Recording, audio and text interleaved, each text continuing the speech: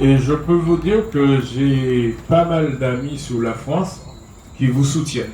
Pour eux, ils disent les Guadeloupéens, les Martiniquais, vous les Antillais, les Domiens, vous faites la fierté du peuple noir. Et ils me disent tout le temps, ça c'est des vrais Noirs. Évidemment, je suis fier.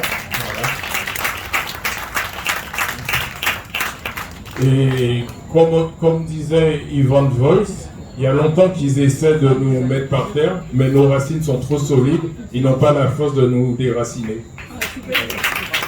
Alors, une avant-dernière question avant que je passe la parole à Guillaume Titiana. Bonsoir, ça serait pour savoir si vous avez des idées ou des informations sur le sermon d'Imhotep Hippocrate et la maths. Est-ce qu'il y a une relation entre la maths et le sermon d'Hippocrate pour revenir à un thème proche de la santé? Merci. Oui, un terme plus en relation avec la santé. Oui, vous savez, moi je travaille sous la base documentaire. Personnellement, je n'ai pas le document sur le serment d'Hippocrate ou Imhotep. Donc ça, je ne peux pas en parler. Par contre, j'ai les 42 commandements de la maths. Et ça, je peux en parler, bon, parce que là, actuellement, on est en train de translittérer les 42 commandements pour donner une traduction beaucoup plus précise que par rapport à ce qui existe. Donc voilà. Et les 42 commandements de la maths, c'est par rapport aussi à ce qu'on appelle les normes, c'est-à-dire les provinces. C'est en relation avec ça aussi. Alors, il y a une partie pour apporter une partie de réponse à votre question. Hippocrate a été formé dans une école de médecine dédiée à Imhotep. Dans moins 500, dans notre ère, moins 500.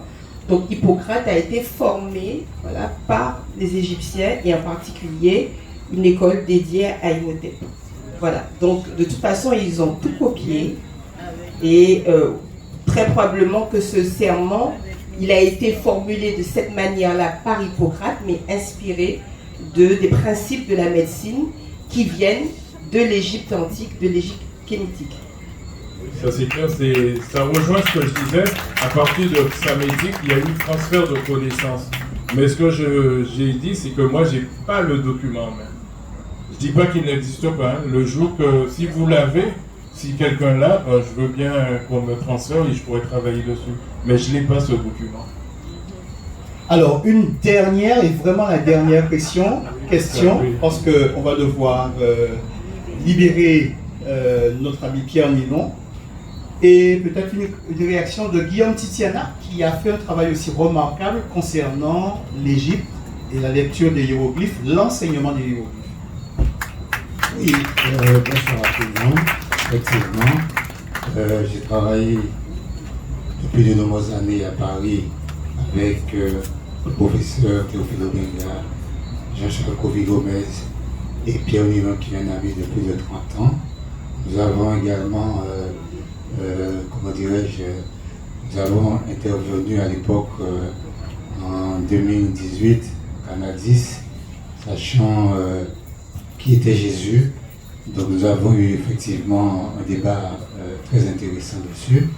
Donc effectivement, c'est les élèves de Tchèque-Antadium qui se rencontrent sur la place pour démontrer à la face du monde que l'Égypte antique fut une civilisation africaine authentique. Voilà. Aujourd'hui, je suis ravi d'être en compagnie de mon ami frère Pierre Nilon, parce que nous avons beaucoup échangé concernant cette civilisation qui est sortie de la vallée du Nil pour arriver jusqu'aux Antilles. Nous avons beaucoup de points en commun, effectivement, notamment le nom authentique de la divinité qui est Amoy en Guadeloupe et que nous disons Amonoré. Vous voyez, je sais qu'aujourd'hui c'est devenu une mode pour mes compatriotes afro-descendants par ignorance qui croient que nous avons encore la science infuse en Afrique même. Je dirais il faut peut-être revoir certaines choses parce que les Africains du continent ont beaucoup perdu. Je pense qu'ils ont même perdu plus que nous parce que nous avons gardé, nous, le nom authentique de la divinité.